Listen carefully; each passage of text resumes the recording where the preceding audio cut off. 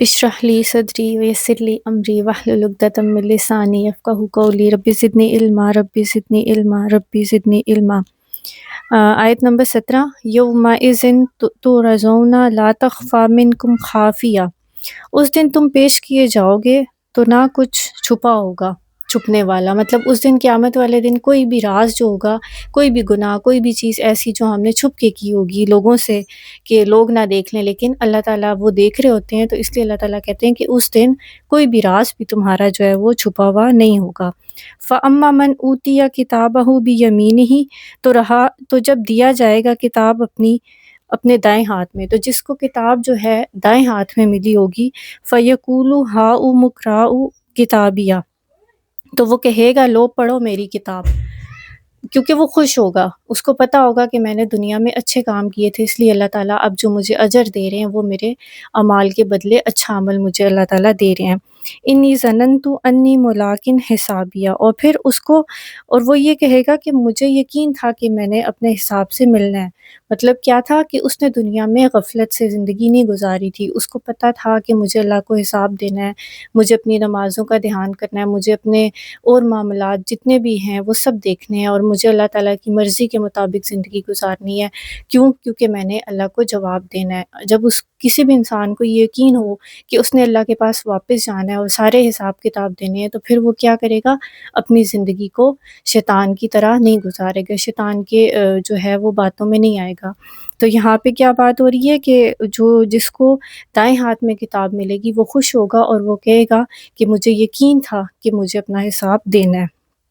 ظننتو ویسے تو گمان کے حوالے سے بھی ہوتا ہے کہ گمان ہو کسی کو، لیکن ظننتو انی ہے تو اس کا مطلب ہے پکا یقین ہونا کسی چیز کا۔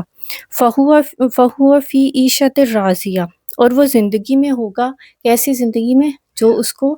پسند آ جائے گی، جس پہ وہ راضی ہو جائے گا۔ دنیا میں ہم چاہتے ہیں کہ ہمیں اپنی مرضی کی زندگی ملے، ہم اپنی مرضی سے کھائیں پئیں، اٹھیں سوئیں جاگیں، مطلب ہم نہیں چاہتے کہ ہم کسی کی بھی سنیں۔ لیکن کیا ہوگا کہ اگر دنیا میں ہم اللہ تعالیٰ کی مرضی کے مطابق زندگی گزاریں گے تو یہ تو بہت تھوڑی زندگی ہے نا، یہ 10 سال ہیں، 20 سال ہیں، ہمیں نہیں پتہ ہماری موت کب آ جانی ہے۔ تو اللہ تعالیٰ کیا کہہ رہے ہیں کہ اگر آج تم میری بات مان کے میرے حکموں کے مطابق زندگی گزارو گے تو کل کو جو تمہیں زندگی انعام میں اللہ تعالیٰ دیں گے وہ کون سی زندگی ہوگی؟ جس میں تم اپنی مرضی کی گزارو گے زندگی، اس میں تمہیں ہر وہ چیز ملے گی جو تم خواہش کرو گے۔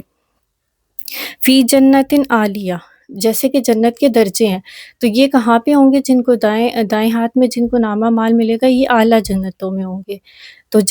جنتوں کے درجے ہیں اور یہ اعلیٰ جنت میں ہوں گے۔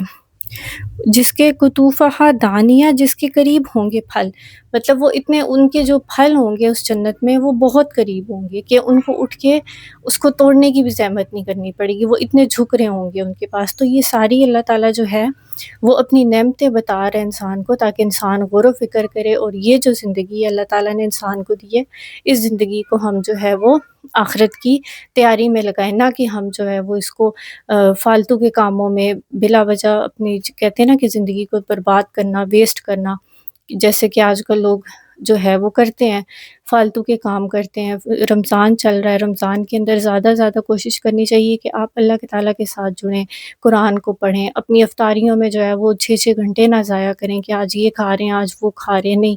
اپنی افطار کو بھی سادہ رکھیں، سحری کو بھی سادہ رکھیں، اور یہ جو وقت ہے یہ اللہ تعالیٰ کو دیں۔ کیونکہ آج اگر ہمارے گناہ اللہ تعالیٰ معاف کر دے گا تو یہی ہمارے لیے سب سے بڑی کامیابی ہوگی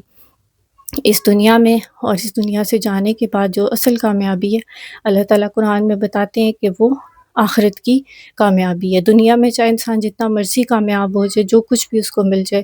اگر اللہ تعالیٰ کی ذات اس سے راضی نہیں ہے تو پھر وہ انسان خسارے میں ہے۔ تو اس پوری صورت کے اندر ابھی تک جو ہے وہ ہم نے قیامت کا منظر پڑھا، قیامت جو ہے وہ آئے گی، سور پھونکا جائے گا، پھر فرشتے ہیں وہ کس طریقے سے اللہ کا عرش اٹھائے ہوں گے۔ تو یہ ساری چیزیں بتانے کے بعد پھر اللہ تعالیٰ بتا رہے ہیں کہ جب نامہ مال دیا جائے گا تو کون راضی ہوگا، کون خوش ہوگا اور کون غمگین ہوگا۔ اس لیے انشاءاللہ اگلی ویڈیو میں جو ہے وہ جن کے بائیں ہاتھ میں نامہ مال دیا جائے گا تو اس کے بارے میں آپ کو بتاؤں گی کہ کس طریقے سے وہ انسان جو ہے وہ کیا حسرتیں کرے گا، وہ کیا باتیں کرے گا کہ کاش مجھے میرا نامہ مال دیا ہی نہ گیا ہوتا۔ اور اس کی وجہ یہی ہوگی کہ اس نے شیطان کی باتیں مانی ہوں گی، اس نے شیطان کی جو ہے وہ پیروی کی ہوگی، اپنے نفس کی پیروی کی ہوگی، غلط کام کیے ہوں گے، اسی لیے اللہ تعالیٰ اس کو اس کا نام اعمال بائیں ہاتھ میں دیں گے، کیونکہ اللہ تعالیٰ جو ہے وہ انصاف کرنے والے ہیں، اللہ تعالیٰ کسی کے ساتھ بھی جو ہے وہ کوئی زیادتی نہیں کرتے،